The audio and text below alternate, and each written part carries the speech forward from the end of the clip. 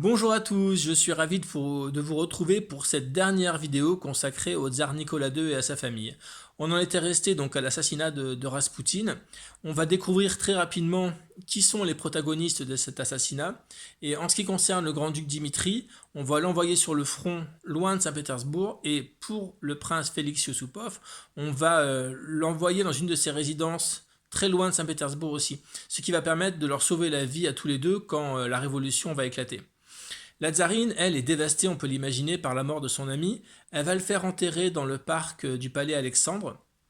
Et à la Révolution, les gardes rouges profaneront la tombe de Raspoutine. Elle est toujours à Tsarskoye-Selo. Le tsar est au quartier général de la Stavska. Et ils s'écrivent, ils continuent à s'écrire, mais elle n'a aucune idée de la situation exacte qui se passe à Saint-Pétersbourg. On lui cache la vérité ou elle veut pas la voir, ça je sais pas trop. Mais en tout cas, il y a des grèves qui vont se déclencher dans Saint-Pétersbourg. Les gardes vont fraterniser avec les insurgés. Il y a des files d'attente interminables pour se ravitailler. Il y a une pénurie, les gens ont faim. Enfin, ça gronde, c'est absolument terrible ce qui se passe dans Saint-Pétersbourg. Et donc, la Douma décide, vu le climat insurrectionnel, d'envoyer une commission de plusieurs personnes pour demander au tsar d'abdiquer. Ils arrivent au quartier général, le tsar en fin de compte, il abdique assez facilement, comme s'il y avait un poids qui était tombé de ses épaules et il accepte d'abdiquer. Au départ, il abdique pour son fils et comme les médecins lui disent que son fils est trop malade, il abdique aussi pour son fils, au nom de son fils. Et il passe le pouvoir au grand-duc Michel, son frère, qui n'acceptera la couronne que 2 jours et après il va abdiquer aussi. Donc ce qui est assez amusant, enfin amusant, c'est pas amusant mais c'est une anecdote, c'est que le premier tsar s'appelait Michel, le dernier s'appelle Michel aussi, et vous allez voir que le premier tsar a été récupéré dans un couvent qui s'appelait le couvent Ipatiev, et ça va être un nom dont je vais vous parler après qui va être vraiment révélateur. Donc le tsar, au bout d'un moment, réussit quand même à rejoindre sa famille à Tsarskoye-Selo. C'est compliqué parce qu'il y a les trains qui ne circulent pas bien, enfin bon bref, il arrive chez lui, il est mis aux arrêts au palais Alexandre, donc avec toute sa famille, et là ça va durer plusieurs mois. Et pendant ces mois-là, ils vont s'occuper comme ils peuvent. Hein. Bon, on va dire que c'est pas une détention trop pénible parce qu'ils sont encore chez eux, quoi, dans leurs meubles, on va dire. Hein. Mais ils se rendent compte que les gardes deviennent gentils avec eux. Donc on est obligé de changer les gardes assez régulièrement parce que les gardes sympathisent avec cette famille qui, somme toute, est assez gentille, aimable, bienveillante. Donc pour pas qu'il y ait trop de contacts qui se créent, on change les gardes. Et puis au bout d'un moment, le gouvernement provisoire qui a été mis en place à la suite de la Révolution décide de les évacuer autre part parce qu'ils sont trop près de la ville. Donc on dit que c'est pour leur sécurité, mais bon, c'est pas réellement ça. Mais on va les transférer à Tobolsk, en Sibérie. Et là-bas, après un trajet assez compliqué, en train, en bateau, ils arrivent dans une maison, la maison du gouverneur à Tobolsk. Les conditions de détention vont être moins bonnes qu'à Tsarskoye-Selo, ça c'est sûr, mais globalement, c'est pas si terrible que ça. Ils arrivent à aller à la messe, ils sont ravitaillés par le couvent qui leur apporte à manger, des œufs, etc. Bon. Donc la situation est relativement correcte, on va dire, pendant un certain temps en tout cas. Ensuite, ce qui va se passer, c'est que on va décider de les transférer, encore une fois, dans une autre destination. Donc ils partent en 2 groupes, parce qu'il y a quelqu'un qui est malade dans la famille, donc on les fait voyager en 2 groupes, et ils partent dans une autre ville qui s'appelle Yekaterinbourg, dans l'Oural. Et il faut savoir que cette région-là, c'est une région vraiment hyper révolutionnaire, très très dure. Là-bas, il y a vraiment c'est le gros des troupes révolutionnaires qui sont là, des gens très très durs, très très sévères.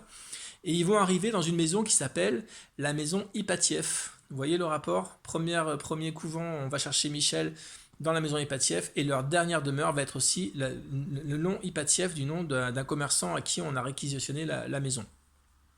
Là, les conditions de détention deviennent vraiment pénibles. On blanchit les murs de la maison à la chaux pour pas qu'ils aient de contact avec l'extérieur. Il y a une grande palissade tout autour. Ils ont pratiquement pas le droit de sortir. Les gardes deviennent orduriers, ils sont méchants, ils sont saouls, enfin bon. Et pourtant, eux, ils continuent à rester dignes. Malgré tout, ils restent assez dignes et ils disent rien. On comprend que autour de la ville, il y a des troupes loyalistes, on les appelle les Blancs, qui sont en train de gagner du terrain. Et un soir, dans la nuit du 16 au 17 juillet 1918, celui qui commande en fin de compte la maison Ipatiev, Yurovsky, il prévient toute la famille, ils sont allés se coucher, et il leur dit, bon, habillez-vous, descendez, on va changer d'endroit, venez. Donc tout le monde s'habille, tout ça, et il dit, prenez des vêtements chauds, prenez des choses. Bah, donc ils descendent à la cave, ils les mettent à la cave. Là, on les fait asseoir, enfin, on apporte une ou deux chaises, on les fait asseoir, et le fameux commandant de la maison arrive avec 5-6 personnes, et il leur lit un texte en disant voilà, on a essayé de vous libérer, des gens vont essayer de vous libérer, donc on n'a pas d'autre choix, et on est obligé de tous vous tuer. Voilà. Donc et là, il leur tire dessus, c'est un carnage monumental, et ils sont super surpris parce qu'en fin de compte, les balles ricochent sur les corps. Donc ils se sont dit ouais, c'est quoi cette histoire? C'est des gens vraiment, ils ont si important de ça qu'on peut même pas les tuer. En fin de compte, bien sûr que si, on peut les tuer, mais avant de partir de Tsarskoye Selo, ils avaient cousu dans leur corset, dans leurs vêtements, des diamants, des pierres, des bijoux, des perles et des choses comme ça. Ça fait que beaucoup de balles ricochent sur les corps. Donc là, il y a de la fumée, ils ne comprennent plus et tout, donc ils les finissent à la baïonnette, enfin c'est un carnage, pas possible. Et à la suite de ça, ils les mettent tous dans deux voitures, dans deux camionnettes, et ils vont les enterrer un peu plus loin dans la forêt. Avant les avoir, préalablement, ils les arrosent d'essence pour les brûler, ils les découpent en morceaux, enfin c'est abominable. Et en fin de compte, voilà, c'est comme ça que se termine leur existence. Donc ce qui est assez fou, c'est que en 90, il y a deux personnes qui vont retrouver, qui vont faire des recherches, qui vont s'intéresser à ça, qui vont retrouver les corps, enfin une partie des corps en tout cas, de la famille impériale. Et en 1998, ouais, exact, ils vont être inhumés, parce qu'on va faire des tests ADN, on va se rendre compte que c'est vraiment eux, et on va les inhumer à la forteresse Pierre et Paul à Saint-Pétersbourg. Et en 2000, le clergé orthodoxe russe va béatifier la famille. Ça veut dire que si vous allez aujourd'hui à Saint-Pétersbourg, dans les autres villes de Russie, je ne sais pas parce que je ne suis pas allé, mais Saint-Pétersbourg, vous avez des églises où il y a des icônes représentant toute la famille impériale qui a été béatifiée. La maison Ipatiev à Ekaterinbourg, en fin de compte, au départ, c'est devenu un peu un lieu de pèlerinage. Et c'est Boris Eltsine qui a fait raser la maison. Et c'est d'ailleurs surprenant parce que c'est lui qui était là, qui était chef d'État, au moment où il y a eu l'inhumation en 98 à la forteresse Pierre et Paul. Donc c'est un peu étrange quand même. Mais aujourd'hui, maintenant, les Russes font un peu la paix avec leur histoire. On a construit une très très belle église à l'emplacement de la maison. Il y a un petit musée à côté. Donc, et tous les ans, à la date anniversaire, il y a une grande procession et beaucoup de gens, même aujourd'hui, viennent se recueillir à l'endroit même où le tsar et sa famille ont été assassinés.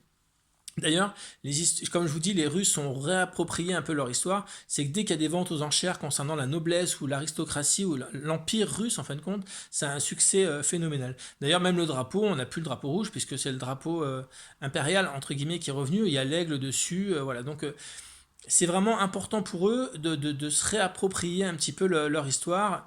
Et c'est ce qu'ils font aujourd'hui avec beaucoup de sagesse. Et je vous conseille vraiment d'aller visiter Saint-Pétersbourg parce que c'est une ville extraordinaire. Voilà, j'espère que cette vidéo vous a plu. Et puis je vous donne rendez-vous pour une prochaine série de vidéos qui, je l'espère, vous fera plaisir. Je vous dis à bientôt, au revoir.